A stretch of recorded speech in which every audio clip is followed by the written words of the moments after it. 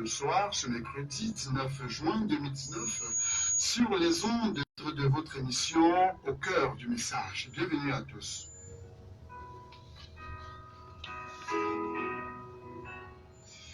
Il est écrit dans le livre de Deutéronome au chapitre 18, les versets 18 et 19, je cite, « Je leur susciterai du milieu de leurs frères un prophète comme toi. Je mettrai mes paroles dans sa bouche et il leur dira tout ce que je lui commanderai. Et si quelqu'un n'écoute pas mes paroles qu'il dira à mon nom, c'est moi qui lui en demanderai compte. » Ainsi, dans chaque génération, Dieu se sert de la bouche d'un homme pour parler aux hommes. Celui-ci devient du coup la voix de Dieu pour le peuple de cette génération, puisque porteur d'un message de la part du Tout-Puissant. C'est la raison pour laquelle, dans le livre Amos, il nous est dit au chapitre 3 que le Seigneur ne fait rien sans avoir révélé son secret à ses serviteurs, les prophètes. Dans la génération à laquelle nous appartenons, un prophète majeur nous a été donné afin de préparer la seconde venue du Seigneur, selon qu'il est écrit dans Malachie chapitre 4 et au verset 5e. « Voici, je vous enverrai Élie le prophète avant que le jour de l'Éternel arrive, ce jour grand et redoutable. » Seulement, dans un contexte marqué par la prolifération fulgurante et ascendante des hommes appelés prophètes, qui distillent chacun son enseignement, eh bien, beaucoup de personnes se trouvent confuses. Aussi, au sujet de William Marion Branham et de son enseignement, ce qu'on appelle encore le message de l'heure ou du temps de la fin, beaucoup de langues ont fait de spéculer dans tous les sens sans même prêter une oreille pour écouter ou un regard pour voir avant de conclure. Ainsi, afin d'amener les auditeurs de la radio Lumière du Soir à la connaissance de qui est William Marion Branham et à la claire compréhension de son enseignement, ce programme au cœur du message se présente comme celui qui fait toute la lumière sur qui est William Marion Branham. C'est aussi la tribune qui constate avec son public que le message apporté par ce prophète est tiré à 100% de la Bible. L'émission en outre permet aux auditeurs de comprendre que la vision et le but de ce prophète sont les mêmes que ceux de Paul, grand apôtre des nations. Ainsi, mesdames et messieurs, mercredi passé, nous entamions dans ce studio même l'étude d'une nouvelle brochure intitulée « 5 identifications précises de la véritable Église du Dieu vivant ». Et ce soir, davantage, nous voulons nous y appesantir. Question de saisir la pensée profonde du prophète William Marion Branham sur les caractéristiques de la véritable Église du Dieu vivant. Et notre consultant permanent est bien installé dans ce studio pour nous servir de guide en la matière. Docteur Stubernard, bonsoir et bienvenue. Merci mon frère, bonsoir, chers auditeurs, puisse le Seigneur bénir chacun de vous. Voilà, c'est toujours un plaisir de vous avoir comme ça, tous les mercredis, lorsqu'il est 19 h dans le cadre de ce programme. Il faut dire que vous avez déjà un programme très chargé, mais vous trouvez quand même les raisons pour être avec nous tous les mercredis soirs. Certainement, il faut disposer du temps pour le programme de Dieu, étant donné que Dieu est le maître du temps. Nous ne pouvons pas consacrer du temps à nos activités personnelles au point d'oublier qu'en fait, la raison pour laquelle nous sommes dans ce monde, c'est pour rendre témoignage à la vérité. Aussi, c'est avec joie et avec plaisir que chaque fois, je veux sacrifier et la famille et tout ce qui pouvait être utile en ce moment pour la gloire du royaume de Dieu. Voilà, et je crois que beaucoup d'auditeurs qui suivent ce programme très religieusement, je vais même dire ça comme ça, vous seront assez reconnaissants. D'ailleurs, beaucoup le sont. Ils le disent via les messages inbox et même via les appels. Et nous croyons que le Seigneur va davantage vous bénir. Certainement, leurs prières me sont très utiles. Je veux dépendre de la grâce du Seigneur et croyant que tout ce qui est fait ici, ce n'est pas pour une quelconque gloire personnelle, mais simplement afin de mettre en lumière ce qu'est le message du temps de la fin et surtout de lever tous les équivoques et les zones d'ombre. Parce qu'il faut bien que nos auditeurs comprennent que la démarche de cette émission, c'est de ressortir l'enseignement véritable de Frère Branham, parce que beaucoup de personnes ont peut-être parcouru une ou deux brochures. D'autres n'ont même jamais lu de brochure de Frère Branham, mais ont suivi beaucoup de prédicateurs parler négativement de cet homme de Dieu. Et il va de soi même que ceux qui croient en son message sont taxés souvent de titres bizarres de branamistes ou alors d'adorateurs d'hommes. Ainsi, il convient qu'il y ait quelqu'un qui puisse, par sa modeste voix, rendre clair les enseignements de Frère Branham, montrer que ceux qui croient en son message sont simplement recentrés dans les Écritures par ce prophète et que la vocation fondamentale est de connecter chaque croyant à Jésus-Christ qui est notre seul et unique Sauveur. Voilà, je vais déjà communiquer les codes d'accès à nos auditeurs parce que je sais qu'il y a des inconditionnels de l'émission. Donc, vous pouvez nous joindre dans le cadre de l'émission pendant que nous serons dans le déroulé.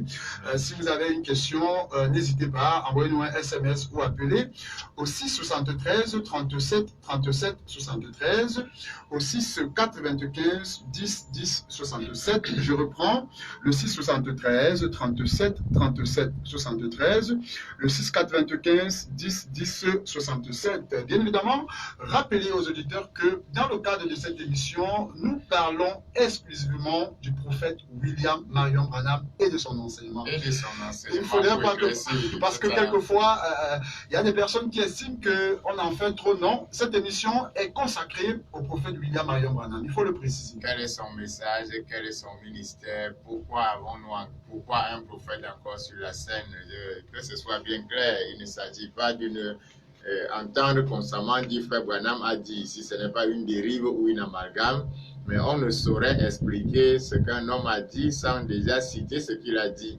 Maintenant, expliquer ici pour nous ne veut pas dire que nous soyons peut-être mieux placés, mais simplement nous voulons montrer que ces enseignements sont tirés des Saintes Écritures. Sa vision est la même que celle de l'apôtre Paul. Christ en nous, l'espérance de la gloire.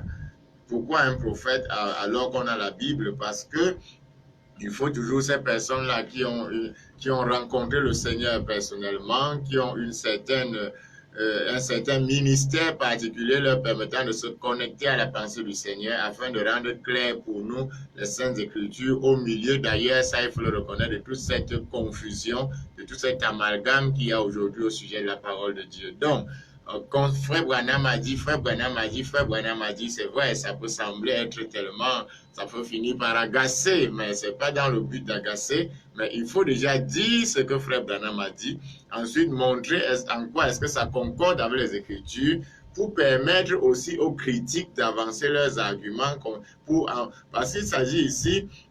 Il ne s'agit pas de s'attaquer parfois, comme certains le font, à l'homme de Frère Branham. Il faut démontrer par la parole que ces enseignements ne concordent pas avec les Écritures.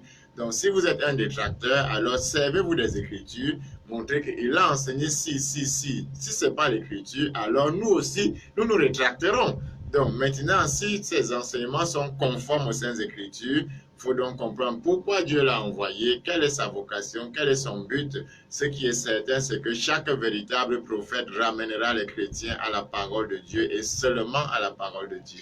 Voilà, nous voulons donc repartir ce soir en lisant le paragraphe 12 de notre brochure. Je rappelle qu'il s'agit bien de la brochure intitulée « 5 identifications précises de la véritable Église du Dieu vivant ». Et au paragraphe 12, il dit ceci: « Je voudrais lire maintenant dans le livre de Matthieu au chapitre 16 et au verset 18. Je vais commencer au verset 17. Alors, je fais lecture. Jésus reprenant la parole lui dit: « Tu es heureux, Simon, fils de Jonas. Ce ne sont pas la chair et le sang qui t'ont révélé cela, mais c'est mon Père qui est dans les cieux. Moi, je te dis que tu es Pierre et que sur cette pierre, je bâtirai mon église et que les portes du séjour des morts, voilà, ne prévaudront point contre elle. » Voilà donc la lecture du paragraphe 12 où le prophète revient sur cette écriture tirée dans le livre de Matthieu chapitre 16 et à partir du verset 17e. Docteur Juste Bernard, mercredi passé, alors que nous étions dans cette production, Monsieur Nestor, qui nous appelait, je pense bien, peut-être je peux me tromper, de Koulouloun, ne comprenait pas pourquoi parler encore du prophète Branham alors que Jésus a tout accompli. Peut-être qu'il faut revenir un peu sur cette question. Oui, il faut revenir parce que le temps étant écoulé ce jour-là, nous n'avons pas pu donner d'amples explications aux remarques assez pertinentes de M. Nestor, d'ailleurs, qui a rappelé encore hors antenne pour y insister. et qui disait qu'en tant que chrétien, il croit qu'il convient pour lui de lire sa Bible, de croire et de rester tranquille. Il convient pour lui de... À quoi bon citer encore Frère Branham alors que Jésus a déjà tout accompli? Je pense que peut-être M. Nestor nous peut-être se connecter à nous peut-être pour la première fois ou peut-être n'a-t-il pas eu assez de temps de percevoir ce que nous essayons de démontrer ici. Il est clair et sans équivoque que lorsque le Seigneur a dit à la croix que tout est accompli, tout avait été accompli. Et aucun être mortel, qui que ce soit, n'a quoi que ce soit à ajouter à l'œuvre déjà accomplie par le Seigneur. Et même à la parole, quand le dernier livre de l'Apocalypse a été écrit, il a été dit que celui qui ajoute et qui retranche verra sa part de l'arbre de vie retranchée. Donc, nous aimons toujours aller répéter qu'au-delà de toute chose, nous sommes des chrétiens qui croyons en Jésus-Christ et qui n'avons pas intérêt à brader notre âme parce que nous voulons peut-être adhérer à quelques courants religieux, mais qui avons pris du recul, avons prié et avons considéré quels sont les enseignements qu'apporte Frère Branham et quelle lumière est-ce que ces enseignements jettent sur ceux de l'apôtre Paul. Donc, ce n'est pas parce que le Seigneur a tout accompli que Paul n'avait plus rien à dire ou à faire, mais il fallait que le Seigneur envoie des hommes comme Paul, comme l'apôtre Jean, comme l'apôtre Pierre, qui par leurs écrits rendent davantage clairs les enseignements du Seigneur. Le Seigneur avait tout accompli, mais néanmoins, il a remis les clés du royaume à l'apôtre Pierre. C'est assez clair. Donc, le Seigneur avait tout accompli, mais au travers de Jean, il a révélé le livre d'Apocalypse. Toutes ces personnes-là n'ajoutaient pas quelque chose à la rédemption, mais leur mission en tant que messager, en tant que prophète, était de rendre clair le but, la vision et l'enseignement du Seigneur Jésus-Christ. Aussi, Frère Branham vient donc dans la même trajectoire, parce qu'après pratiquement 2000 ans depuis que le christianisme a été fondé, ou alors depuis que la première église a commencé à la Pentecôte par le Saint-Esprit, 2000 ans après, il va de soi que beaucoup de vérités se sont égarées en chemin, beaucoup de dérives se sont installées. On a aujourd'hui, on peut recenser pratiquement 900 différentes dénominations sur la terre se revendiquant de la chrétienté et chacune y allant de son interprétation de la parole. Donc, s'il faut peut-être se ranger du camp de M. Nestor, que je lis ma Bible, je reste chez moi, alors on va se retrouver avec 1 milliard d'hommes, 1 milliard d'interprétations de la parole. Mais le Seigneur n'a pas voulu qu'il en soit ainsi. Vu que même au temps de l'apôtre Paul, tous avaient en main les enseignements du Seigneur, mais il a fallu que quelqu'un dise, si quelqu'un croit être spirituel, qu'il reconnaisse que ce que je dis est un commandement du Seigneur. Ça veut dire que Paul était la référence de tous les enseignements de la parole. Il fallait que l'apôtre Jean le dira un jour, nous reconnaissons l'esprit de la vérité ou de l'erreur par la façon ou l'attitude que la personne a par rapport à notre enseignement.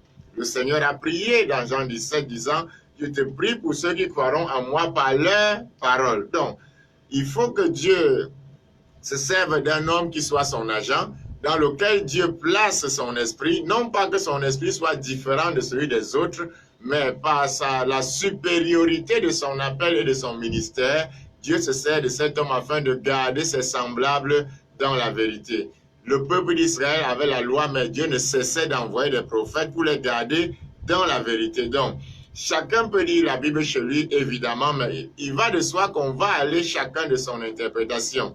Un jour, je me souviens d'ailleurs, un auditeur nous a fait un SMS ici disant que lui, il croit que pour son salut, il n'a pas besoin de Frère Branham. J'ai dit, d'accord, ce n'est que normal. Frère Branham n'ajoute rien au salut de qui que ce soit.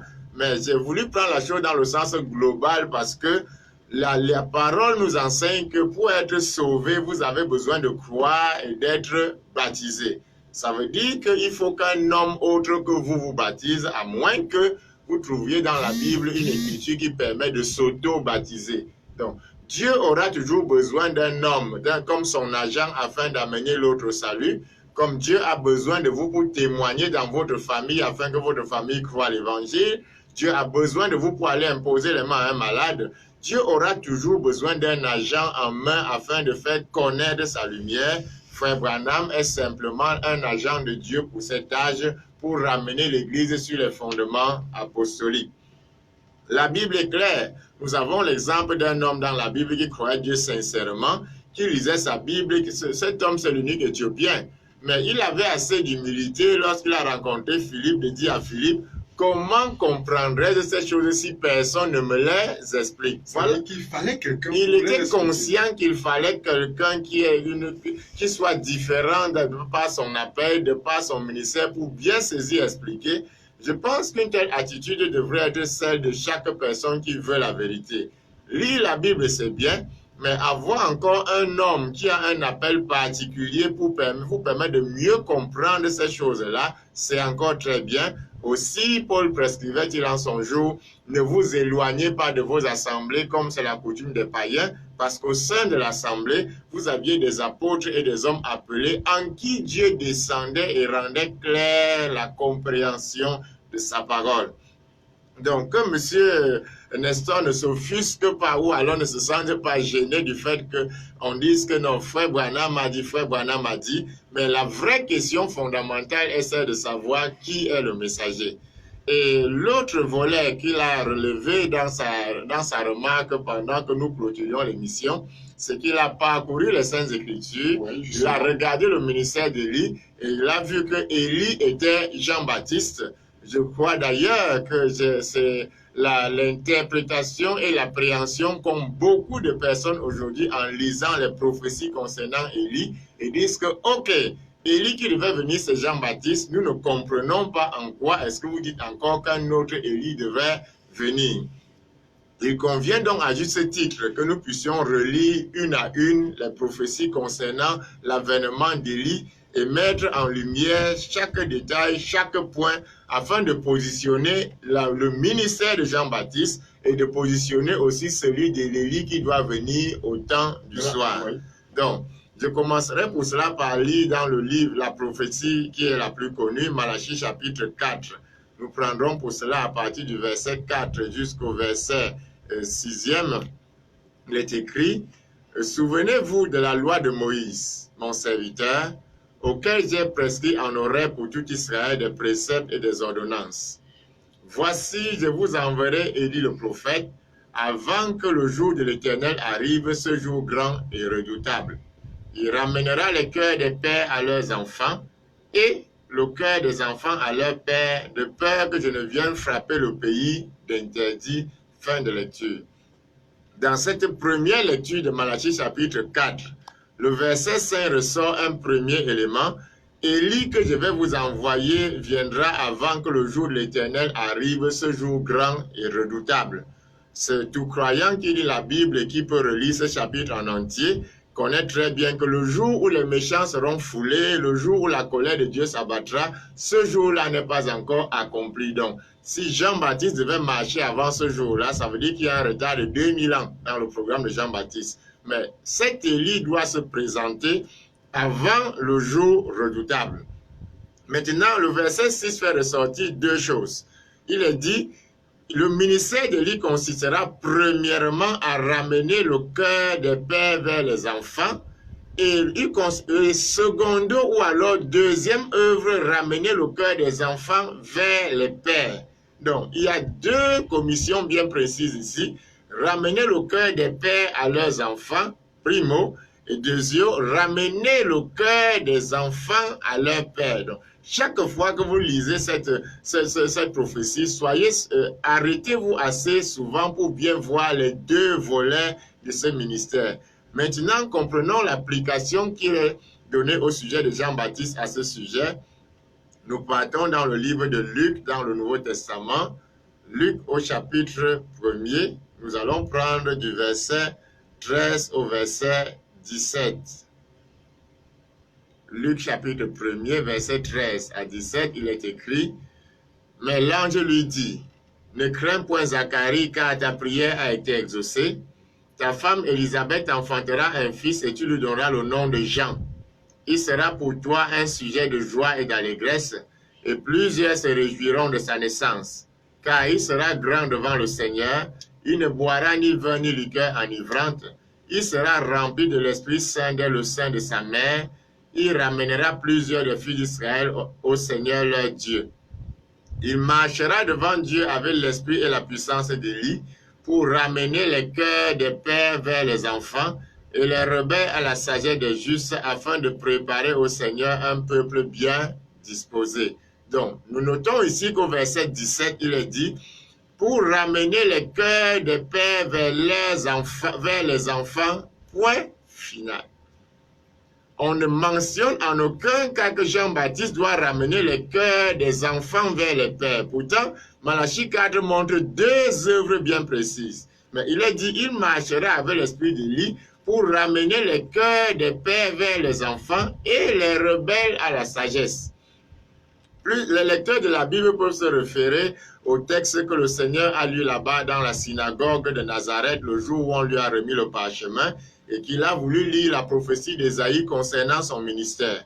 Il a déroulé et il est allé dans Ésaïe, je crois, 61, quelque chose comme cela, où le Seigneur dit « L'Esprit l'Éternel est sur moi pour annoncer l'année de grâce, au capture la délivrance. » Et le Seigneur a divisé un verset en deux, parce que le même verset qui disait annoncer l'année de grâce disait aussi annoncer le jour de vengeance de l'Éternel. Or, si le Seigneur lisait cette partie, là, il y aurait eu problème parce que cette portion-là, il l'accomplira, sera lors de la seconde venue, la venue prochaine.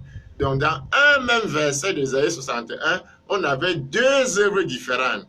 Annoncer l'année de grâce du Seigneur et le jour de vengeance. Mais comme ce second volet n'entrait pas dans cette partie du ministère ce jour-là, alors le Seigneur s'est arrêté au milieu du verset parce qu'il devait venir annoncer l'année de grâce de l'Éternel.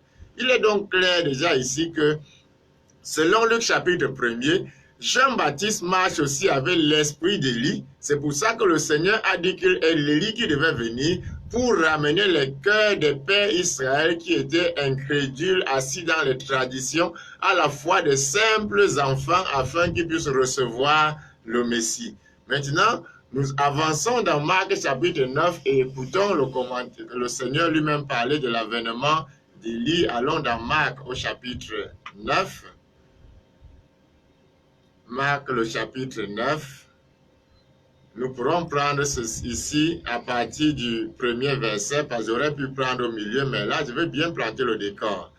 Il leur dit encore, Marc chapitre 9, à partir du premier verset, je vous le dis en vérité, quelques-uns de ceux qui sont ici ne mourront point qui n'aient vu le royaume de Dieu venir en puissance. 6 jours après. Voyez, le deuxième verset ici, c'est l'accomplissement du premier. Le Seigneur dit aux disciples, certains de ceux qui sont ici vont voir le royaume venir en puissance. Et 6 jours après, là maintenant, il veut amener justement ce groupe de personnes qui vont voir sa venue prochaine. 6 jours après, je continue. Jésus prit avec lui Pierre, Jean et Jacques. Il les conduisit seuls à l'écart sur une montagne. Il fut transfiguré devant eux. Ses vêtements devinrent resplendissants et d'une telle blancheur qu'il n'est de foulon sur terre qui puisse blanchir ainsi. Élie et Moïse leur apparurent s'entretenant avec lui. Pierre, prenant la parole, dit à Jésus, Rabbi, il est bon que nous soyons ici. Dressons 3 tentes, une pour toi, une pour Moïse, une pour Élie, car ils ne savaient que dire, l'effroi les ayant saisis. Une nuée vint les couvrir et de la nuée sortit une voix, celui-ci est mon fils bien-aimé, écoutez-le. Aussitôt les disciples regardaient avec tout autour et ne virent que Jésus seul avec eux. Donc je m'arrête déjà là pour dire que le Seigneur est montré dans sa gloire, dans toute sa splendeur, parce que en fait c'est de cette manière qu'il reviendra sur la terre et Élie et Moïse s'entretiennent avec lui. Ces apôtres sont face à la prophétie que le Seigneur venait de donner au premier verset, annonçant son royaume venant en gloire. Et là maintenant on voit Moïse et Élie qui sont en train de s'entretenir avec lui. Et quand ils descendent la montagne, les disciples donnent pour la question de savoir. Les pharisiens enseignent même déjà aussi qu'avant cet avènement-là, Élie doit venir. Je suis quand même étonné que les pharisiens en savaient plus long là-dessus que beaucoup de grands théologiens aujourd'hui. Donc, au verset 9, il dit, comme ils descendaient de la montagne, Jésus leur recommanda de ne dire à personne ce qu'ils avaient vu, jusqu'à ce que le Fils de l'homme fût ressuscité des morts. Ils retinrent cette parole, se demandant entre eux ce que c'est que ressusciter des morts. Les disciples lui firent cette question, « Pourquoi les scribes disent-ils qu'il faut qu'Élie vienne premièrement ?» Maintenant, écoutons la réponse du Seigneur. Une fois de plus, on a une réponse en 2 volets. Verset 12. Jésus leur répondit, Élie viendra premièrement et rétablira toutes choses. Là, le Seigneur est clair. Non seulement il dit que Élie viendra, ce qui est au futur, ouais. mais il précise surtout ce qu'il va faire. Élie viendra et rétablira toutes choses. Et pourquoi est-il écrit que le Fils de l'homme qui doit souffrir de beaucoup et beaucoup être méprisé? Je continue la lecture. Mais je vous dis qu'Élie est venu et qu'ils l'ont traité comme ils l'ont voulu selon qu'il est écrit de lui. Jean-Baptiste étant aussi Élie de leur jour, le Seigneur leur dit, mais je vous dis que l'Élie de votre jour, qui devait ramener les cœurs des pères aux enfants, est déjà venu. Parce que Élie, c'est deux dispensations, c'est deux œuvres différentes. Élie de votre jour, dont la mission est de ramener le cœur des pères aux enfants, est déjà venu. Mais Élie viendra et rétablira toutes choses. J'aimerais bien qu'on me dise ce que Jean-Baptiste a rétabli. Donc, pour prouver que les apôtres ont très bien compris que Jean-Baptiste avait le ministère d'Élie pour préparer l'avènement du Seigneur, mais qu'un autre homme devait marcher encore avec le ministère d'Élie pour rétablir toutes choses avant la venue du royaume dans sa puissance. Les apôtres ont très bien compris les deux volets du ministère d'Élie. Nous voulons aller donc pour cela dans Actes chapitre 3 et écouter maintenant comment l'apôtre Pierre qui était présent sur la scène va parler ici. Actes chapitre 3. Acte au chapitre 3, je vais prendre du verset 19 au verset 21. Il est écrit ceci. Repentez-vous donc et convertissez-vous pour que vos péchés soient effacés, afin que des temps de rafraîchissement viennent de la part du Seigneur et qu'il envoie celui qui vous a été destiné, Jésus-Christ, que le ciel doit recevoir jusqu'au temps du rétablissement de toutes choses dont Dieu a parlé anciennement par la bouche de ses saints prophètes. Fin de citation. Là, il est assez clair. L'apôtre Paul dit très bien, le ciel va recevoir Jésus-Christ. Jésus-Christ qui est monté au ciel va y demeurer jusqu'au temps de rétablissement de toutes choses. Je crois que c'est assez clair. Nous ne pouvons pas dire aujourd'hui qu'après 2000 ans, nous comprenons mieux Marc chapitre 9 que l'apôtre Pierre qui était présent ce jour-là. On ne peut pas dire aujourd'hui que c'est... Donc, il est clair et évident que l'esprit d'Élie a marché avec le prophète Élie, l'esprit d'Élie a marché avec Jean-Baptiste, l'esprit d'Élie a marché avec Élisée, l'esprit d'Élie vient aussi chez les nations pour le rétablissement de toutes choses. Et les deux témoins d'Apocalypse qui apparaissent là-bas font pratiquement les mêmes œuvres surnaturelles que Élie et Moïse. Un homme va marcher chez les nations avec l'esprit d'Élie pour rétablir toutes choses et préparer l'avènement du Seigneur. Qu'est-ce qu'il est censé rétablir? 2000 ans de chrétienté, personne ne baptise comme les apôtres ont baptisé. 2000 ans de chrétienté, les femmes ont envahi les chaires à l'église, alors qu'au temps apostolique, on n'entendait pas des choses pareilles. 2000 ans de chrétienté, toutes les dérives se sont installées à l'église. Les mystères sont restés en suspens. Paul a parlé du mystère de l'iniquité. Donc, Dieu doit envoyer un homme sur la terre parce que Élie était ce ministère qui avait rétabli l'autel en Israël, qui avait levé la confusion entre l'Éternel et Baal. Parce qu'aujourd'hui, on ne sait même plus lorsqu'on voit dans l'église si c'est Dieu ou c'est Baal qui agit. S'il faut aujourd'hui que peut-être on vende l'eau aux gens pour avoir la guérison, on ne sait pas si c'est écrit dans la Bible. S'il faut aujourd'hui qu'on vende les bouteilles d'huile, que quelqu'un montre ça chez les apôtres aujourd'hui. Donc, on se retrouve dans une telle confusion telle que Dieu, ayant vu cela par sa préscience, a prévu que Élie rétablirait pour accomplir le second volet de Malachie 4 qui consiste à ramener les cœurs des enfants à la foi des pères apostoliques. Il doit nous ramener au fondement de nos pères apostoliques. Nous retournons à la foi comme elle était. Nous retournons au baptême du Saint-Esprit tel qu'enseigné aux apôtres, par les apôtres. On retourne au baptême tel qu'enseigné. L'Église revient sur ses fondements originels parce que Dieu a prévu qu'un homme viendrait pour ramener cela. Et il faut aussi ajouter que dans la Bible, il y a des livres comme le livre de l'Apocalypse, qui est resté complètement tout un mystère et chacun y allait de ses dérives. Dieu va-t-il laisser que l'Église à l'enlèvement avait un livre mystérieux? Malachie 4 aussi a pour rôle de ramener ces vérités mystères sur la scène. Quels sont les mystères des anges d'Apocalypse, des différentes églises, ainsi de suite. L'apôtre Paul a laissé en suspens beaucoup de mystères dans la Bible. Parlant de l'enlèvement, par exemple, il a dit « Le Seigneur a un signal donné au son d'une trompette ». Que signifient ces vérités, son de trompette, signal donné? Puisqu'il faut que la trompette, voix d'archange, puisqu'il faut que la trompette sonne pour qu'on sache se préparer, lorsque Paul annonce cela, c'est pour dire qu'un message sera envoyé pour préparer l'Église, la ramener, que ce soit clair. Frère Branham ne vient pas avec une nouvelle Bible, un nouvel enseignement, mais la seule et véritable mission de William Marion Branham, c'est ramener l'Église aux enseignements de l'apôtre Paul, aux fondements apostoliques, afin qu'elle soit prête pour l'enlèvement. Alors, est-ce qu'on peut donc dire que Élie de Malachie chapitre 4 et le 7e ange messager d'Apocalypse 17, c'est la même personne? Et beaucoup d'autres prophéties ensemble, le 7e ange qui sonne la trompette et le mystère de Dieu s'accomplirait. Et Luc 17, 30, il est dit, comme il en était au jour de Sodome, ainsi en sera-t-il à l'avènement du Fils de l'homme. Fils de l'homme, c'est Dieu qui exerce au travers d'un ministère de prophète. Donc, c'est le même prophète, c'est le même ministère. Zacharie 14, verset 7, qui dit, au temps du soir, la lumière paraîtra. Autant de prophéties qui annoncent que au temps du soir, Dieu doit envoyer un homme sur la terre avec un ministère pour ramener l'Église à la véritable parole.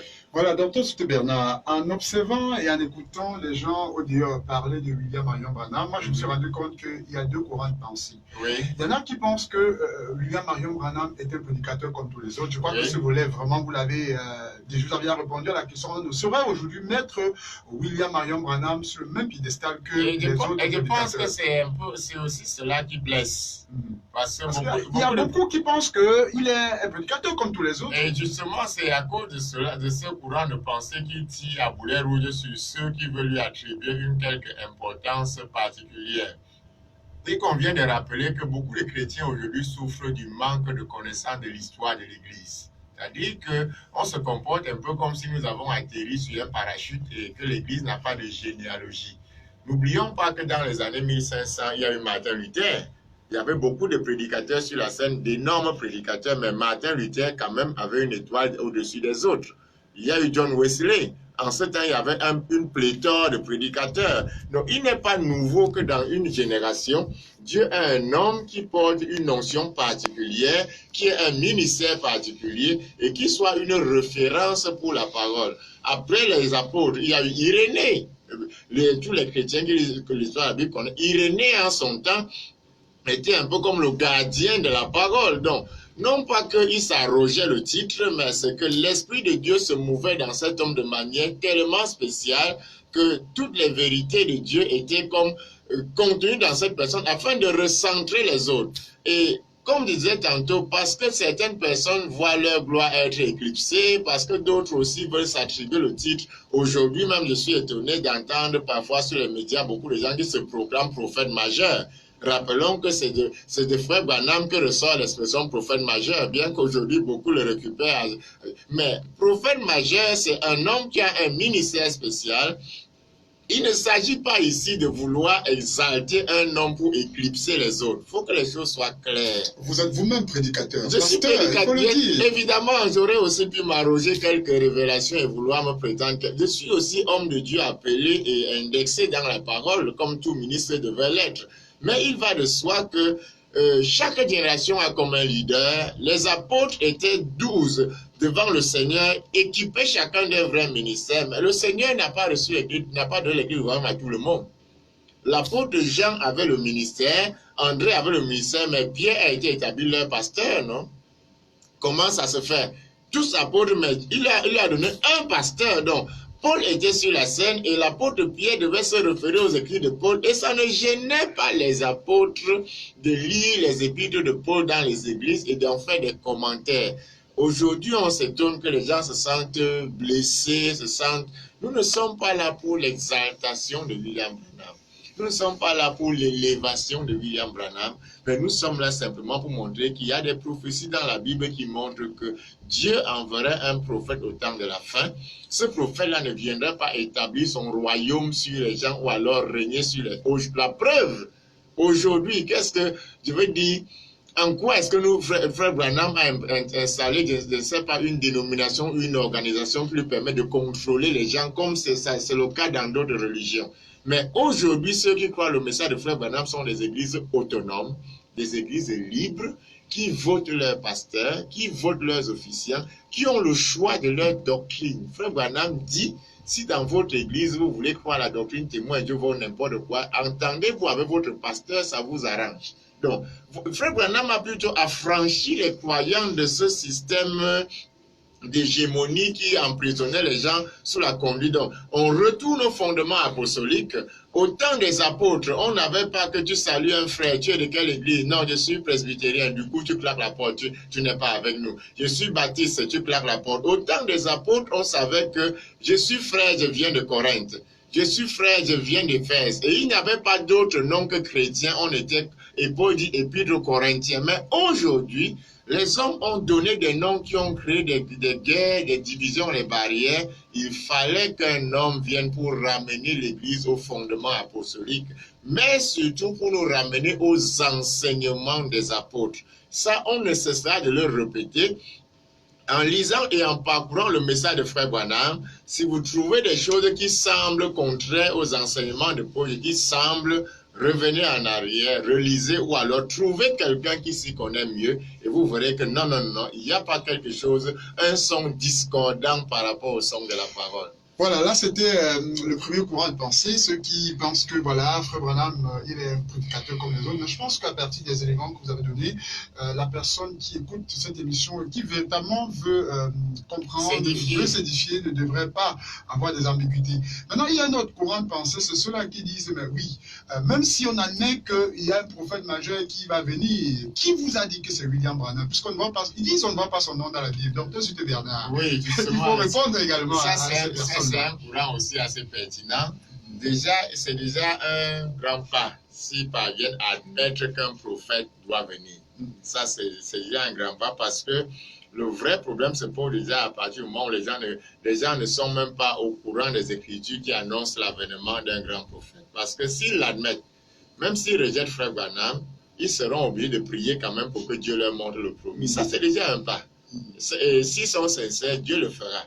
Maintenant, ces gens ont toujours tendance à dire « J'ai lu les Écritures, je ne vois pas le nom de William Branham dans la Bible. » Franchement, parfois, il y a des choses qui m'étonnent. Imaginez Timothée disant à Paul « Je ne vois pas ton nom dans la Bible. » Imaginez un instant que Paul, par exemple, s'en va prêcher aux Corinthiens, ainsi de suite, et ils lui disent « Bon, nous t'aimons bien, mais on ne voit pas ton nom dans la Bible. » Imaginez le Seigneur Jésus-Christ en train de prêcher et l'apôtre Jean dit « Montre-moi ton nom dans la Bible. » Franchement, je suis étonné du peu de spiritualité de beaucoup de chrétiens.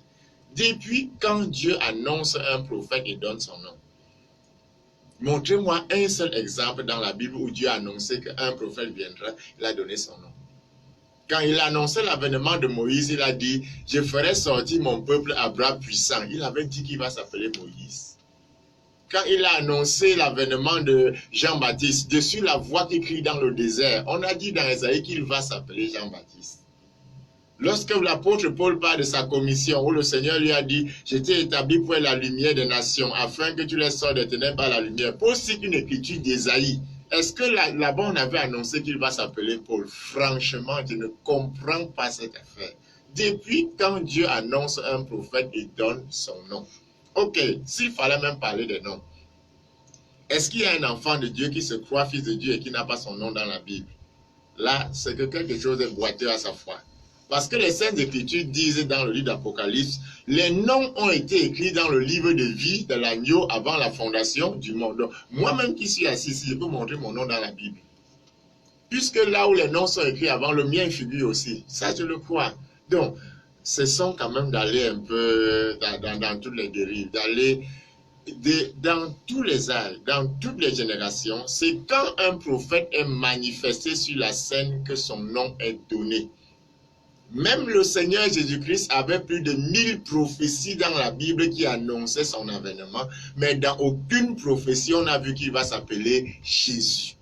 C'est quand il vient sur la scène qu'un nom lui est donné et on peut l'appeler ainsi. Donc que les gens arrêtent je ne vous cela. coupe pas. Est-ce que c'est pour cette raison que Jésus même n'a pas été compris par les pharisiens? Puisque forcément, parce qu'il n'y avait pas de nom qui... Parce que forcément en son temps, quelqu'un cherchait son nom dans la Bible. Quelqu'un aurait cherché le nom de Paul dans la Bible. Donc, ce que Dieu attend des croyants, si vous connaissez exactement la prophétie de votre saison, cherchez la personne en qui les caractéristiques de cette prophétie sont manifestées, alors qu'importe le nom, identifiez la personne. Lorsque Jean-Baptiste a envoyé les gens vers le Seigneur, est-ce que le nom du Seigneur était dans la Bible? Mais le Seigneur a dit, les aveugles voient, les boiteux marchent. Donc si Jean-Baptiste reconnaît que je suis l'accomplissement de la prophétie, alors qu'il reconnaisse que je suis la personne. Et constamment on entend cette personne, où est son nom dans la Bible? Comment Dieu peut annoncer un prophète qui va venir après pratiquement 2000 ans et écrire son nom? Mais Satan nous aurait produit des centaines d'hommes dans ce cas. D'ailleurs, il s'est même efforcé de produire un Bar Jésus qui est sorti avec le nom de Jésus quelque temps, mais rien n'en a été. Donc, revêtons nos manteaux spirituels, revêtons nos manteaux de vrais croyants. Chaque fois que Dieu prophétise l'avènement d'une personne, que ce soit même du côté, même Judas avait été prophétisé, non? En disant, celui qui a mangé à la table avec moi a tourné le talon contre moi, non? Est-ce qu'on avait dit qu'il va s'appeler Judas? Non. C'est quand il a accompli la chose. Quand même, revenons sur terre. Donc, les gens sortent un peu de ce courant de pensée et qu'ils apprennent à être des hommes et des femmes un peu plus spirituels. Voilà, merci. Je pense que Dr. Juste Bernard, ces éclaircissements-là en valaient vraiment la peine et que les auditeurs à l'écoute de la radio nous saisissent parfaitement. Donc, je rappelle, si jamais vous avez une question, à titre de rappel, une fois encore, l'émission, c'est au cœur du message. Et ici, nous faisons toute la lumière sur William Marion Branham, ce prophète qui a parfois reçu beaucoup de mauvaises paroles, de mauvaises caractéristiques, et des gens qui parfois en parlent mal de lui sans prêter une oreille pour écouter ou un regard pour voir avant de conclure. Alors dans cette émission, nous faisons la lumière sur ce prophète, son enseignement et sa vision. Donc si vous avez une question, vous pouvez nous écrire ou appeler au 673 37 73 au 695 10 10 67. Je reprends le 673 37 73, le 695 10 10 67. Également, Dr. Juste Bernard, ce même mercredi-là, on a également eu un certain, je pense bien, M. Martin, qui vous a interrompu alors que vous étiez en train de répondre, vous étiez en train d'expliquer à un autre auditeur l'importance de la révélation directe de Matthieu, chapitre 16. Oui, voilà. Certainement. Je voudrais qu'on y revienne parce que ce jour-là, oui, l'auditeur est resté sur sa soif, certainement, et que Dieu bénisse aussi notre précieux frère Martin, avec qui nous avons partagé beaucoup de très, très bonnes choses.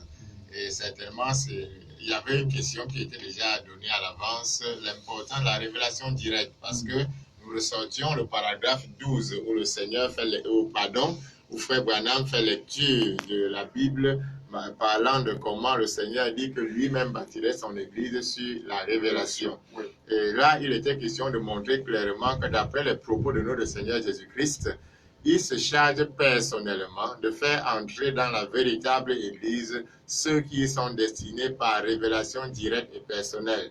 Et là, c'est un aspect assez fondamental parce qu'aujourd'hui, beaucoup de personnes veulent entrer dans cette Église par la révélation indirecte. C'est-à-dire, le pasteur a reçu la révélation, alors c'est pour toute l'Église. Frère Branham a reçu la révélation, alors tous ceux qui suivent le message long, quelqu'un l'a expliqué. Donc, le Seigneur établit ici le fait que même par un prophète ou par qui que ce soit, vous ne pouvez recevoir la révélation directe. Il a dit, je bâtirai mon église.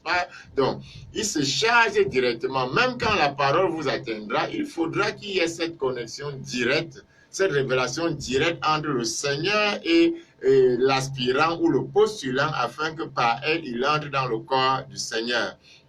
Et j'avais donc relevé le fait que ce qu'il y a de différent entre la révélation directe et indirecte, c'est le fait que lorsqu'un homme reçoit une révélation directe, cette révélation vient aussi avec la stimulation nécessaire, avec la force nécessaire pour manifester ce qui lui a été révélé. Aussi, verrez-vous que chaque fois que quelqu'un recevait une révélation directe de Dieu, ça le poussait à l'action parce qu'en fait, c'est elle qui est la force de l'action derrière la foi et Dieu descendait pour accomplir la chose. Par contre, quand vous recevez une révélation indirecte, c'est-à-dire qu'elle a transité par quelqu'un, vous avez beau essayer d'imiter la personne, mais ça ne passe pas parce que vous n'avez pas la même stimulation nécessaire pour agir. Donc, d'où la question de cet auditeur qui voulait savoir si c'est la révélation directe qui fait passer à l'action. Effectivement, c'est ce qu'on a dans la parole. Et beaucoup de chrétiens ne comprennent pas parfois pourquoi ils croient à la parole, ils donnent tout son cœur, mais ça ne se manifeste jamais en lui. En fait, parce que la révélation directe vient avec la puissance nécessaire pour passer la personne à l'action. Dans son sermon intitulé Lâche, Frère Branham va dire il y a 3 niveaux de foi. Le premier niveau, c'est le niveau humain. Vous lisez la Bible, par exemple, Marc 16 a dit, ils imposeront les mains aux malades, ils seront guéris. Alors vous allez imposer les mains aux malades par votre foi, essayant de croire pour qu'ils soient guéris. Ça, c'est humain. Ensuite, le prophète dit, le deuxième niveau, c'est celui de la révélation. Dieu vous révèle que quelque chose va se passer. Et quand la révélation vient directement de Dieu, ça produit en vous la foi nécessaire pour croire avec certitude que la chose s'accomplira. Et il dit le troisième niveau de la foi, c'est la vision. Dieu vous donne la vision complète de la scène, du décor, comme Élie. Voyez comment Élie s'est avancé devant les prophètes de Baal avec tellement d'assurance, parce que Élie avait déjà par révélation et par vision ce qui allait se passer. Donc, ça vous donne assez d'onction, assez d'assurance pour accomplir ce que Dieu vous a demandé d'accomplir. Ainsi, la révélation directe produit l'action. Les lecteurs de la Bible vont se rendre compte dans Hébreux, au chapitre 11, là où c'est quand même assez clair et assez parlant. On voit le cas, par exemple, de Moïse. Moïse, la Bible dit, par la foi, qui est la révélation, Moïse s'est détaché de la place qu'il avait au palais pour aller rejoindre ce peuple de maltraités. Voyez, la révélation a rendu Moïse capable de ne plus avoir peur de Pharaon, capable de se détacher des prestiges du palais afin de s'attacher au peuple des méprisés. La Bible dit aussi que par la foi, Joseph a donné des ordres sur ses ossements. On voit Joseph parmi un grand nombre d'enfants d'Israël, tous attendent qu'un jour quelqu'un viendra les délivrer. Mais par la révélation, Joseph reçoit que la résurrection aura lieu en Palestine. Pendant que ses frères meurent en Égypte et se font enterrer là-bas, Joseph donne des consignes au sujet de ses ossements parce qu'il sait que ses ossements doivent être en Palestine afin de participer à la résurrection. Donc, on voit que la révélation a poussé Joseph à donner des ordres précis. La révélation a poussé Moïse à se détacher complètement de ses prestiges. Aussi, on peut comprendre pourquoi parfois les gens croient au Seigneur, n'arrivent pas à se séparer du monde, la foi est chancelante, parce qu'ils ont beau s'efforcer de croire, mais il n'y a pas de révélation directe qui soit la puissance capable de les faire avancer. Un des cas encore assez emblématique, c'est le cas d'Abraham. La Bible dit, Hébreux 11, c'est pas à la foi qu'Abraham a offert Isaac en sacrifice, parce qu'Abraham pensa. Qu'est-ce qui a produit la pensée à Abraham de croire que Dieu peut ressusciter un mort? Pourtant, avant, Dieu n'en avait pas ressuscité. Mais à cause de la puissance de cette révélation, Abraham était prêt à sacrifier Isaac parce que quelque chose de surnaturel en lui savait que Dieu peut ressusciter un mort. On sent la révélation, il aurait pu hésiter. Il aurait pu se dire, mais est-ce que j'ai bien compris la vision? Dieu a dit qu'il me bénira par Isaac. Est-ce que donc, la révélation a levé tous les équivoques. La révélation lui a donné la capacité d'agir sans tenir compte des circonstances. Voilà en quoi la révélation directe est complètement différente de la révélation indirecte. Donc, c'est pour cela que le Seigneur dit qu'il se charge personnellement de révéler comme il a fait pour l'apôtre Pierre à ceux qui sont membres de cette église, parce que c'est le sceau, c'est le fondement. Le dernier cas que je vais citer aussi, c'est le cas de Daniel. Les lecteurs de la Bible peuvent retourner dans Daniel chapitre 9. Voilà Daniel qui est en captivité à Babylone depuis pratiquement 68 ans. Et 2 années avant la sortie, Daniel dit, je compris par les livres qu'il devait s'écouler 70 ans sur les ruines de Jérusalem. Alors, il va de soi que le prophète Jérémie avait prophétisé il y avait fort longtemps, et Daniel était allé à Babylone avec les parchemins de Jérémie. Mais il a lu les mêmes parchemins pendant 68 ans. C'est à moins 2 ans de la captivité que la révélation le frappe sur une écriture qui était devant lui depuis 68 ans. Et voyez l'effet de la révélation dans la vie de Daniel. Il dit, Daniel a quitté ses occupations, il dit, je tournais ma face vers le Seigneur. Daniel a fait une prière spéciale avec le sac et la cendre, poussé par la puissance de la révélation, au point que Gabriel est venu à Daniel. Donc, pour rendre clair que la révélation directe aura cette force, cette puissance pour vous faire passer à l'action, contrairement à celle qui est indirecte, vous allez essayer d'imiter, mais le résultat ne sera jamais le même. Ça veut dire que c'est la clé en fait. C'est la clé, c'est le socle. Le prophète aimait à le répéter. Un chrétien cherche la révélation dans sa vie plus que toute chose. En fait, l'une des choses, celle qu'on vient de le rappeler, l'une des phrases les plus constamment répétées dans le message de Frère Branham, c'est celle qui dit « La parole est la révélation de Jésus-Christ ». Quand quelqu'un s'amuse souvent à dire que Frère Branham a des doctrines bizarres, qui revient souvent à cette déclaration. Je voulais justement vous relancer. La parole est la révélation de Jésus-Christ. Vous le disiez tantôt tout à l'heure, montrant que avec même ce message du prophète, les chrétiens sont plus libres. Parce qu'on sait que là, au dehors, dans des chapelles, c'est compliqué. Hein, tout est concentré sur le leader. Mais voici un homme qui vous dit, connectez-vous à Dieu. Maintenant, voilà le canal par lequel vous pouvez retourner, être relié au véritable baptême du Saint-Esprit. Voilà comment vous pouvez marcher afin que Christ soit votre chef, la parole. Il va de soi qu'il faut toujours comprendre que chaque réveil a produit sa part de dérive. On ne peut pas nier le fait que certaines personnes prétendant... Voilà, il semble qu'on a au bout du fil un auditeur. Auditeur en ligne, allô, bonsoir. Bonsoir. Oui, bonsoir, comment est-ce que je vous appelle? Pardon? François Choupé de Bon-Baptiste. Ah, monsieur François Choupé, bonsoir à vous et merci d'être à l'écoute. Nous vous écoutons. Oui, bonsoir. Bonsoir, je veux remercier le Seigneur pour son serviteur. De ce éclairage d'abord qu'il nous donne dans les Saintes Écritures. Donc, il ouvre un peu nos yeux par rapport à ces Écritures. Et bon, ma question est la suivante. Ouais, au sujet de la révélation. Oui. Allô? Oui, nous vous écoutons très Au bien. sujet de la révélation. Bon, la révélation détermine s'il y a qu'un homme élu. Elle doit rechercher la révélation. Comment? Ok. Donc, est-ce que en fait, il essaie de dire, est-ce que la révélation permet de déterminer votre élection? Et comment est-ce qu'un croyant doit chercher la révélation? Je crois que c'est ça la question reformulée. Auquel cas, si ce n'est pas le cas, il peut encore nous relancer. Donc, est-ce que la révélation permet de déterminer si on est élu? Oui. Quelle révélation aussi? L'apôtre Paul, dans le livre des Éphésiens, dit, il nous a élus avant la fondation du monde en Christ. Et il continue en avançant, il nous a révélé le mystère de sa volonté. Là, c'est assez clair. Parce que nous sommes élus, alors il nous révèle le mystère de sa volonté. Il faut que vous soyez élus pour manifester une parole pour que Dieu vous la révèle. Parce qu'en fait, Dieu révèle sa parole en son temps, en sa saison, à qui est destiné à la manifester. Raison pour laquelle les gens peuvent vous dévancer pour essayer de manifester comme les bâtis sont levés. Frère Branham dira un jour, quelques années avant notre ministère, un homme s'est levé, il a pris un manteau, il a mis sur lui, il a dit qu'il est venu Élie qui va rétablir toutes choses. Ainsi, les imitateurs vont échouer sur ce terrain parce que Dieu se réserve la propriété de la révélation de la parole, de la saison, du comment et du quand. Lorsqu'il avait été dit dans Ésaïe 35, Dieu viendra lui-même, l'aveugle verra, le boiteux marchera, ainsi de suite.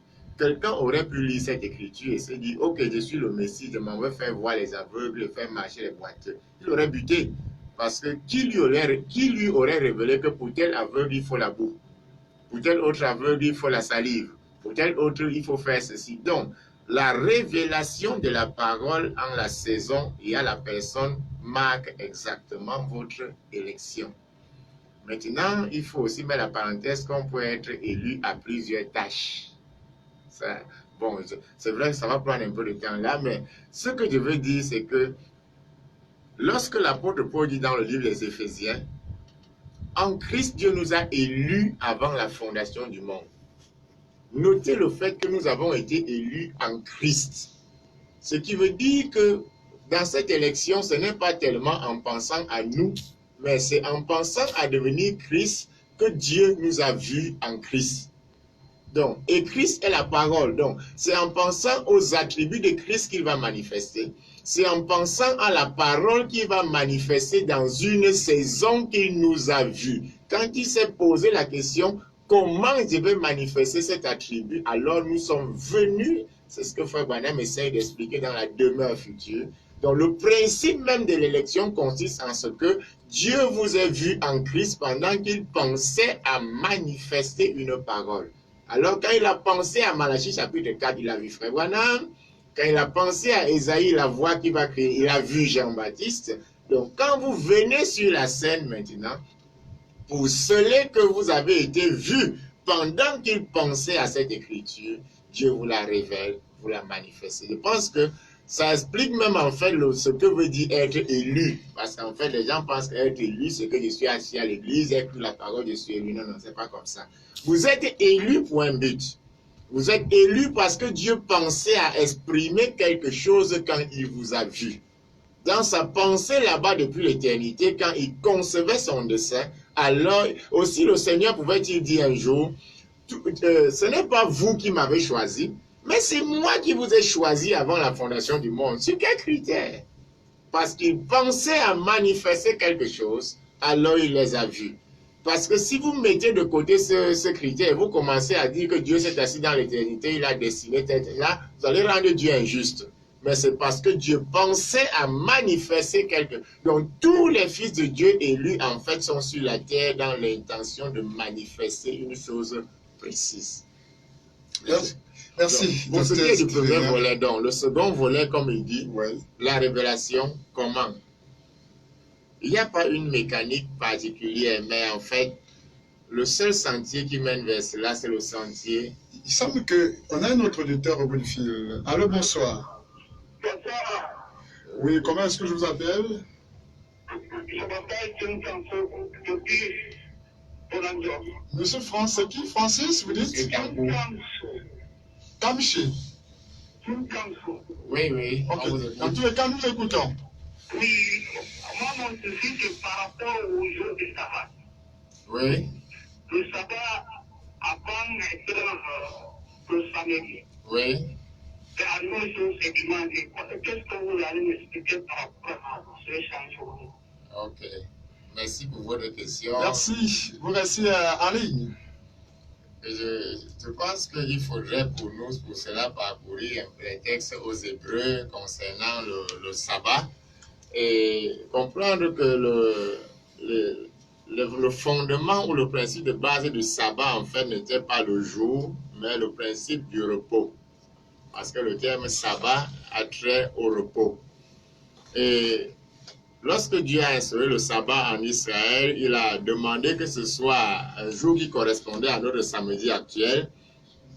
Et c'est ce jour-là où les enfants d'Israël devaient se reposer des multiples tâches afin et parfois il y avait les sabbats même pour la terre. Les sabbats, la terre se reposait, ainsi de suite. En tout cas, le principe du sabbat en lui-même n'était pas tellement le jour, mais le repos.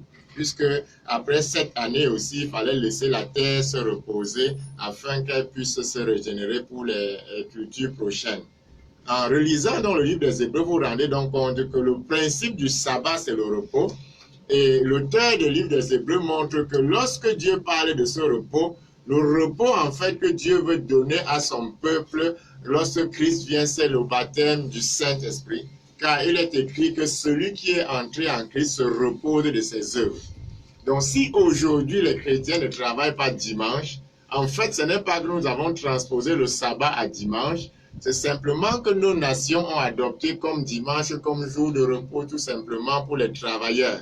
Donc, que vous soyez chrétien ou non chrétien, le fait de ne pas travailler dimanche ne veut pas dire que vous observez le sabbat, parce que pour nous, ce sabbat n'est plus valable. Le sabbat donc ne consiste plus aujourd'hui à observer un jour, mais le sabbat, c'est que l'homme qui est dans le monde, qui travaille, qui combat, qui souffre ainsi prisonnier de ceci, quand il reçoit le baptême du Saint-Esprit dans son cœur, il se repose de ces œuvres-là, il reçoit la paix dans son cœur. Désormais, c'est Christ qui combat pour lui. Le véritable sabbat maintenant, c'est le baptême du Saint-Esprit. Tant que vous ne l'avez pas reçu, observez n'importe quel jour. Pour Dieu, ce n'est plus le sabbat. Donc, il ne s'agit plus de samedi, il ne s'agit plus de dimanche, mais Christ en nous, c'est le sabbat maintenant. Donc, je crois que votre question est assez évidente, les Saintes Écritures répondent, mais je n'avais pas fini avec M. Choupé, permettez-moi. Voilà, merci, allez-y, docteur. Il avait dit le second, j'espère que l'auditeur de Bonanjo a bien compris, sinon il peut nous relancer toujours, que le sabbat menace le Saint-Esprit. Donc, M. Choupé voulait savoir, chercher la révélation comment. En fait, le seul sentier qui mène vers ces choses, c'est beaucoup d'humilité. Si je peux donner un conseil direct à M. Choupé, c'est simplement de lui dire que le jour où il va commencer à se rendre compte que notre intelligence voile la parole, notre raisonnement, oui. Un auditeur est allé. Allô? Allô? Oui, allô, bonsoir. Oui, je suis au Black et je vais intervenir à la suite de l'auditeur qui va appeler là. Oui, oui. D'accord, allons-y. Voilà. Je voulais que le docteur, non seulement lui parle de sabbat sur le plan spirituel, mais Oui. parle également de sabbat sur le plan physique. Oui. Je fais l'appel à notre auditeur que, après la mort du Seigneur Jésus-Christ, Oui. l'Église des actes apôtres ont adopté le dimanche comme jour de repos. Oui. Et pour dire que chacun doit mettre à côté de leur offrande le premier jour de la semaine, c'était dimanche et non, c'est le samedi. Oui, oui. Et vous ne pouvez pas oublier également que Constantin le Grand en 325 a obligé les chrétiens et les païens à adorer Dieu dimanche, parce que pour eux c'était le jour d'adoration de Dieu soleil. Oui. Et en même temps, les chrétiens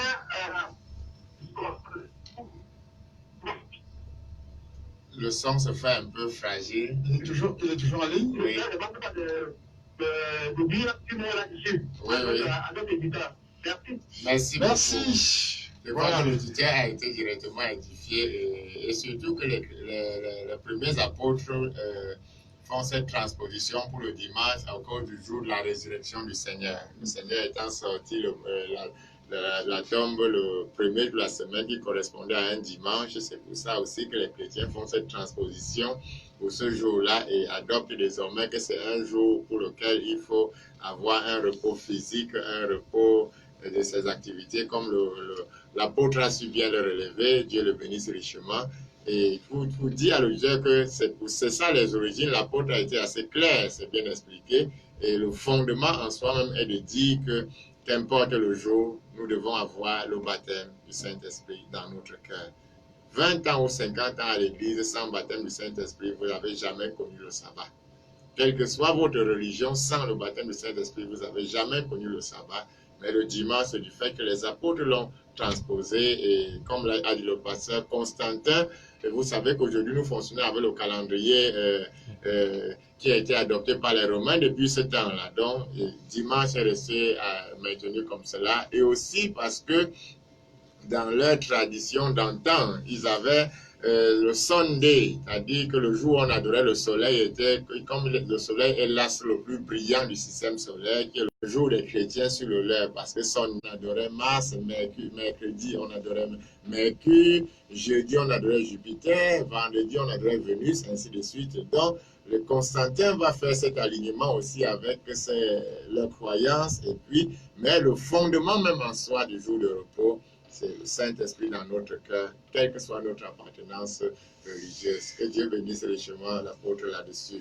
Voilà, alors vous pouvez continuer donc, avec... Comme disait pour le cas de M. Choupé, la révélation, il n'y a pas une manière particulière, mais c'est reconnaître simplement que notre intelligence a failli depuis le jardin d'Éden et ne jamais vouloir s'y appuyer pour expliquer les Écritures, mais la remettre en cause, prier Dieu de marcher sur le sentier de l'humilité et surtout se dire que la révélation ne vient pas par la connaissance ou le fait de citer les Écritures, mais quand la révélation vous est donnée, Frère Branham dit dans Christ, c'est le mystère de Dieu révélé. Quand la parole est révélée, elle s'exprime. Donc, restez humble et se dire, Seigneur, je ne comprends pas cette écriture, je ne veux pas la comprendre pour l'expliquer, mais révèle-la en moi et qu'elle se manifeste vraiment comme tu l'as fait dans les apôtres. Quand Christ était révélé en eux, il se manifestait. Et surtout, ne pas se mettre en tête que vous voulez avoir quelque chose que les gens vont vous applaudir ou quelque chose qui va faire de vous la star ou alors le meilleur des chrétiens. Non, non, non. Restez humble et priez le Seigneur que lui seul est capable de la révélation et comment savoir qu'elle est correcte. Elle change votre vie, elle change votre nature. La parole s'exprime en vous, mais vous ne recherchez aussi que la gloire de Dieu par celle. Voilà, merci Dr. Juste Bernard. Nous avons reçu également une question ici. Permettez-moi de la rendre publique. Bonsoir à vous. Frère Branham est le prophète de quel âge? Voilà, c'est une question qui est adressée à vous, Dr. Juste Bernard. Frère Branham, il va de soi, est le prophète de notre génération. Il est le prophète de notre âge, le prophète de notre temps. Notre âge court sur deux grandes dispensations, c'est-à-dire il y a un temps où le ministère de Frère Branham a été beaucoup tourné vers le message des signes, des prodiges. En fait, ces choses-là étaient comme on va à la pêche avec un appât. Vous ne pouvez pas aller à la pêche sans avoir un appât aussi. Dieu a donné à Frère Branham un ministère équipé de beaucoup d'œuvres surnaturelles afin que les gens se rassemblent autour et se rendent compte que voilà, Dieu a envoyé un messager sur la scène. Et puis maintenant est venue une autre grande partie qui consistait à remettre en jour la parole qu'il prêchait déjà, c'est-à-dire à la rendre plus claire, plus compréhensible, mieux expliquer sa commission. Frère Branham est le prophète de l'âge dans lequel nous vivons. Son ministère, en fait, je comprends que parfois il y a tellement de petites confusions au sujet et d'amalgame au sujet de ces choses-là. Le terme prophète, Frère Branham va dire, le terme prophète, c'est révélateur. Qu'est-ce que je veux par là dire? Le prophète, c'est aussi l'échantillon de Dieu au travers duquel Dieu manifeste le modèle du croyant de l'âge. Alors, et dans le sermon de quoi Dieu puissant dévoiler, c'est ça, Frère Branham dit, la parole est révélée au prophète, le prophète la rend compréhensible et Dieu attend que la congrégation s'ajuste à l'expérience pour dire que tant que l'Église est encore en train de cheminer, tant que les croyants cheminent pour tendre vers ce modèle que Dieu a manifesté vers le prophète, alors nous demeurons dans son âge. Dieu a simplement brandi un échantillon que voilà un homme qui est... Et on a tout fait lorsqu'on regarde au ministère de Frère Branham de dire il discernait les pensées des cœurs, ainsi de suite, les miracles ici. En fait, la chose même que Dieu veut nous faire voir dans le messager, c'est la manière dont il dépend totalement du Seigneur. C'est la manière dont c'est un homme mort à lui-même, un homme abandonné, un homme en qui Christ peut placer sa pensée et la manifester. Voilà ce que Dieu veut faire voir. Et tant que les croyants ils sont en train de cheminer vers cela, pour dépendre de Christ à 100%, pour mettre de côté nos pensées charnelles, jusqu'à ce que Christ peut s'emparer de nous et manifester cela. Tant que nous sommes sur cette trajectoire, nous demeurons dans son âge, encore que l'âge de Frère Branham s'achève par l'enlèvement et le départ de l'Église. Donc, nous sommes dans l'âge de Frère Branham. En tout cas, je crois que nous, plus tard, on va faire une série ici sur les âges de l'Église pour rendre cela encore plus clair. Voilà. Alors, on va évoluer dans notre lecture ici. On va prendre le paragraphe 14. Je vais faire lecture. Et Frère Branham dit, maintenant, premièrement, le mot Église lui-même veut dire les appeler à sortir. Or, Israël n'était pas l'Église de Dieu tant qu'ils ont été en Égypte. Ils étaient le peuple de Dieu. Ensuite, quand Dieu les a appelés à sortir d'Égypte, ils sont devenus l'Église de Dieu parce qu'ils étaient les appelés à sortir. Or, c'est encore pareil aujourd'hui. Le mot Église veut dire les appeler à sortir. Ceux qui ont été appelés à sortir, séparés, rendus différents. Je note ici, Dr. Bernard, il dit que quand c'était encore en Égypte, c'est l'Église. Il dit, tant qu'ils étaient encore en Égypte, ils étaient appelés le peuple de Dieu. Et quand ils sortent de l'Égypte, ils deviennent l'Église de Dieu. Alors, ma question est ici de savoir quelle est l'importance de cette définition, les appeler à sortir, pour ceux qui aspirent à entrer dans cette véritable Église du Dieu vivant. À partir du paragraphe 14, on voit que Frère Branham rentre directement dans son sermon en commençant par définir ce qu'est l'Église. Et je crois que ceci est une sonnette d'alarme pour quiconque se prétend membre de cette Église ou alors pour toute personne qui aspirerait à être membre de la... Notons bien que le titre, c'est les 5 identifications précises. Oui, nous avons martelé sur les adjectifs la dernière fois. 5 identifications précises de la véritable Église du Dieu vivant. Aussi, Frère Branham commence par poser déjà ce fondement que le mot Église, qui sonne aujourd'hui par j'ai mon Église, j'ai adhéré à telle Église, frère tu es dans telle Église, sœur tu es dans quelle Église. En fait, le mot Église, qui vient du latin Ecclesia, veut dire les appeler à sortir. Donc, si quelqu'un dit je veux entrer dans cette Église, ou alors je suis membre, et que le fait d'être convié à sortir des choses du monde commence par lui poser quelques soucis, là, ça veut dire qu'il ne comprend pas exactement où est-ce qu'on va avec le principe de l'Église. Nous venons de terminer une série concernant les oies du temps de la fin, dans laquelle le frère Branham a ressorti un personnage principal du nom de Balaam. Et dans les paragraphes 60, si je peux retrouver, 68 à 70, bon, je ne vais pas faire lecture parce que ce serait un peu long, frère Branham a ressorti ceci de particulier chez Balaam. Balaam avait le même Saint-Esprit qui était sur Moïse. Les prophéties de Balaam se sont avérées très exactes. D'ailleurs, les mages sont allés vers le Seigneur en se fiant à la prophétie qui disait « L'étoile sortira de David ». C'est Balaam qui a donné cette prophétie. L'exactitude des prophéties de Balaam était indéniable, mais l'enseignement de Balaam a corrompu Israël parce qu'il leur a dit « Nous sommes pareils à Moab, nous sommes cousins ». Il les a conviés à la fête de Baal-Péor. Et Frère Branham disait, les enfants d'Israël sont morts à cette fête-là parce que Dieu n'a pas pardonné aux enfants d'Israël d'avoir cru cet enseignement de Balaam selon lequel nous sommes pareils. Le principe de Dieu était qu'Israël était un peuple séparé, un peuple mis à part et cheminant vers une promesse. Mais voilà qu'en chemin intervient un homme avec beaucoup de surnaturel, ça il faut préciser, beaucoup de visions, un homme qui a la mécanique même pour faire descendre le surnaturel, mais dont l'enseignement n'est pas correct parce qu'il veut amener les enfants d'Israël à se comporter, à se conformer aux us de Moab. Donc Dieu n'a pas pardonné cet enseignement-là. Et Frère Branham donc revient un peu ici sur ce principe selon lequel l'Église par étymologie, par fondement veut dire les appeler à sortir ou alors les appeler à se détacher.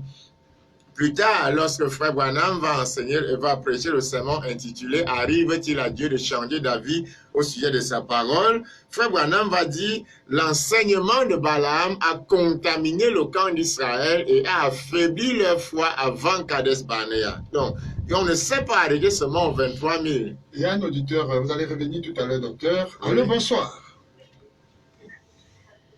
Au téléphone, allô, bonsoir. Oui, bonsoir, monsieur. Bonsoir, comment est-ce que je vous appelle? Non, je m'appelle Yannick. Alors, monsieur Yannick nous appelle d'où? Il a fait son temps. Il a enseigné et les gens l'ont cru. Maintenant, c'est nous qui avons cru. C'est-à-dire que nous allons sur quelle base?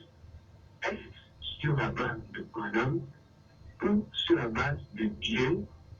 Celui qui nous a créé, celui que nous devons suivre? Non, je ne sais pas. Parce que je comprends très peu qu'on parle de Madame, très peu qu'on parle de Madame. Et si je consulte la Bible, Dieu parallèle, je le prends. Voilà, déjà que la communication n'est pas très bonne, il va peut-être... Attends, on le suit, on parvient à le percevoir. Articulez seulement un peu plus, s'il vous plaît.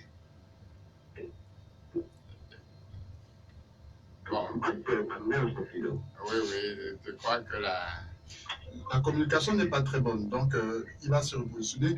Docteur, peut-être vous allez prendre la parole, mais je voudrais dire à notre auditeur, peut-être qu'il nous prend tout simplement à l'instant, mais nous avons longuement épilogué sur cette question. Je ne sais pas si on peut y revenir. Si on va toujours revenir là-dessus. Nous avons longuement épilogué là-dessus, docteur Stude Bernard. Donc, bon, peut-être d'aller revenir pour lui. Certainement.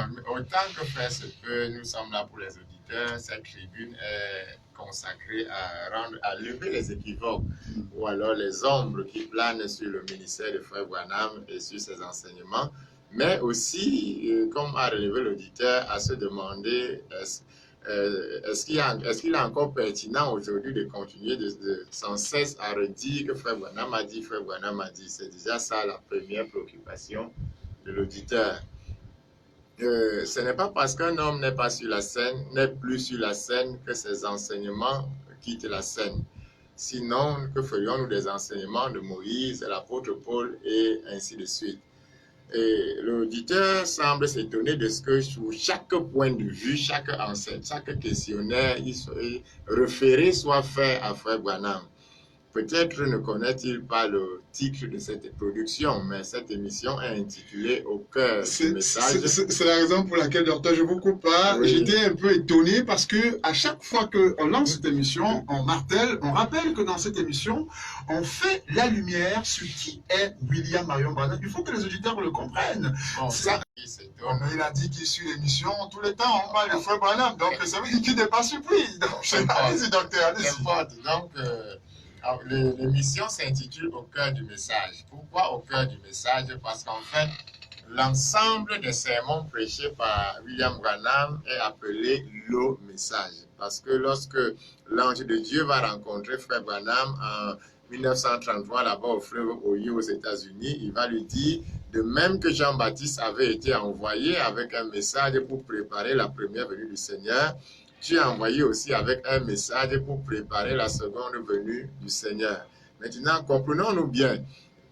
Tant que le Seigneur n'était pas venu, le message de Jean-Baptiste avait cours parce qu'il devait baptiser les gens, les amener à la repentance et préparer la venue du Seigneur. Maintenant, si Dieu a envoyé un messager au temps de la fin, comme j'ai dit en introduction, pour nous ramener au fondement apostolique, parce que c'est même ça le message de Frère Branham, revenir aux enseignements de l'apôtre Paul, afin de nous préparer pour l'enlèvement, le départ de l'Église, ainsi de suite. Il va de soi que pendant que nous sommes en train de nous préparer, nous voulons savoir exactement, est-ce que ce que nous disons dans la Bible, nous le comprenons bien? Est-ce que le messager que Dieu a envoyé dans cet âge pour nous éclaircir, que dit-il à ce sujet? Voilà pourquoi, quand une thématique est abordée, nous disons, ok, la Bible dit ceci. 100 religions vont avoir 100 interprétations.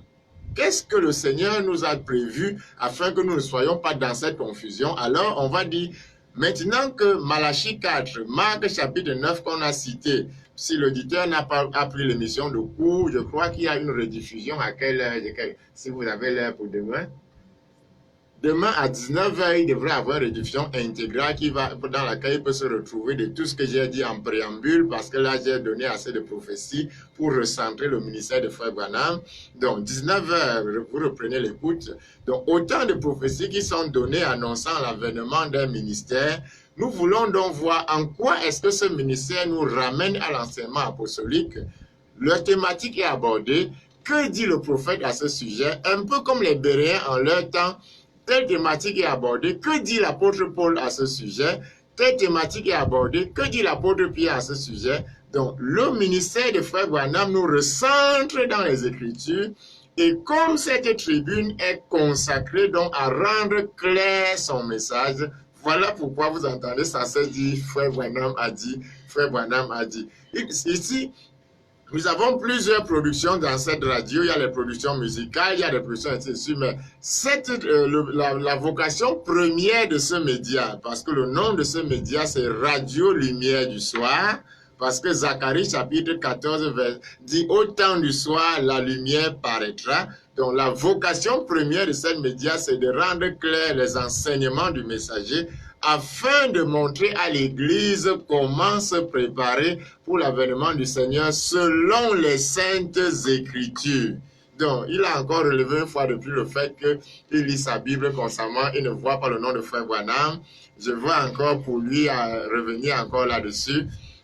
Certainement, en bon lecteur de la Bible, vous avez dû constater que quand Dieu annonce qu'un grand prophète va venir sur la scène, il ne donne pas le nom de ce prophète avant qu'il ne soit venu. Il avait été dit comment Moïse viendrait